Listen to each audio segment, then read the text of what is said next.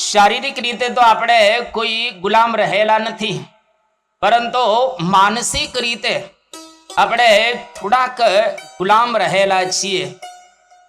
ત્રણ વસ્તુના દરેક માણસ ગુલામ છે.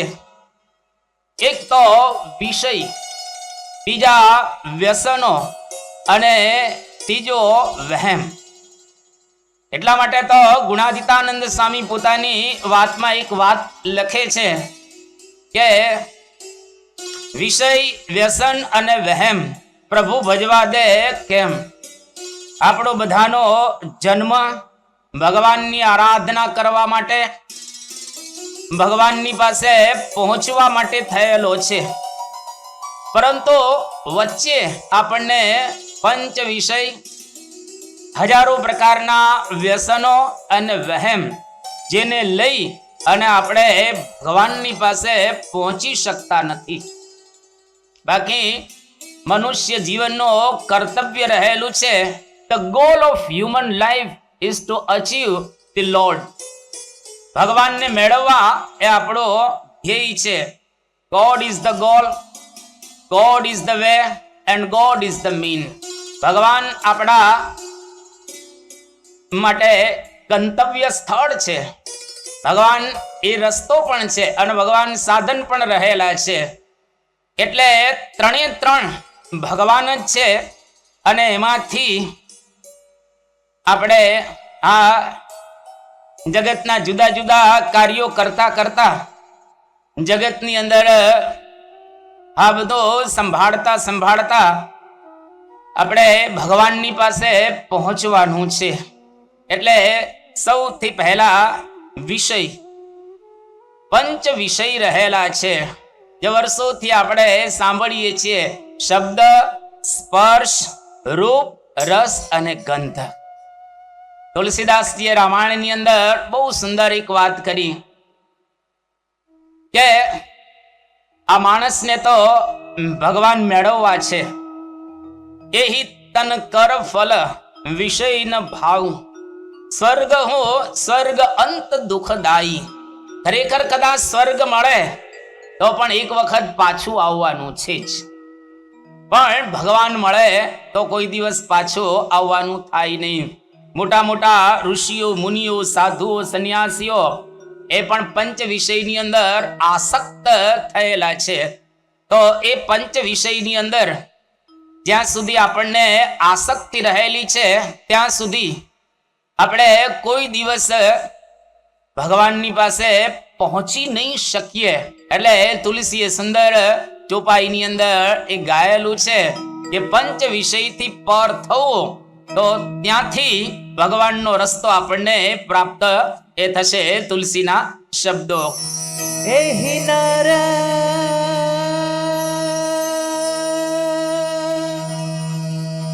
કર ફલ વિષયન ભાઈ, એહી તન કર ફલ વિષયન ભાઈ, સ્વર્ગ સ્વપ્નાંત દુઃખદાયી, એહી તન કર ફલ વિષયન ભાઈ, સ્વર્ગ સ્વપ્નાંત દુઃખદાયી.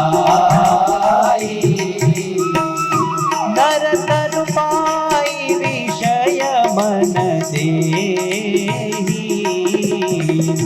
પલટી સુધાતે સઠ વિષ લેહી. નર તન પાઈ વિષય મન દેહી, પલટી સુધાતે સઠ વિષ લેહી.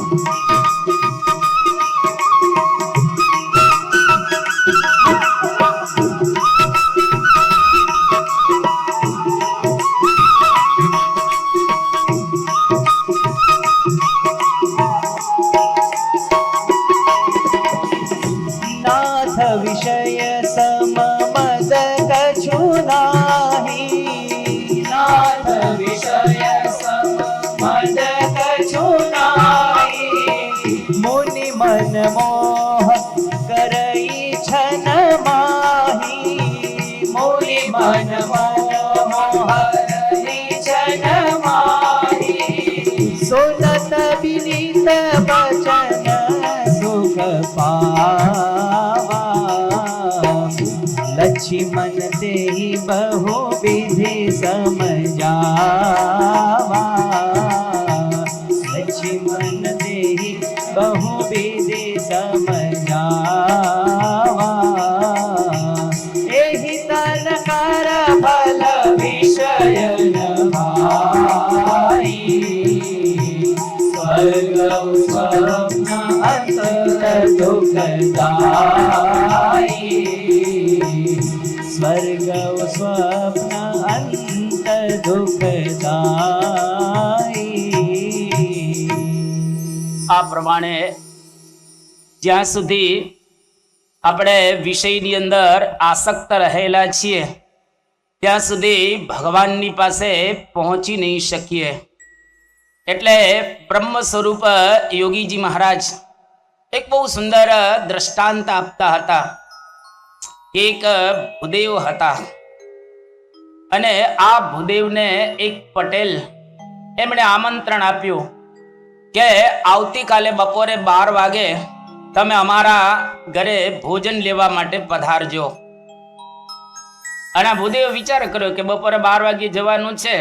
આ 12 વાગે સમાચાર સાંભળ્યા અને એ વખતે એમને જમવાનું છોડી દીધું અને સાંજનું પણ જમવાનું છોડી દીધું, સવારે નાસ્તો પણ છોડી દીધો અને 2-4 ગાંવ ચાલવાનું હતું એટલે સ્વાભાવિક રીતે જમવાનું છોડી દીધું. એટલે ભૂખ તો લાગી જ.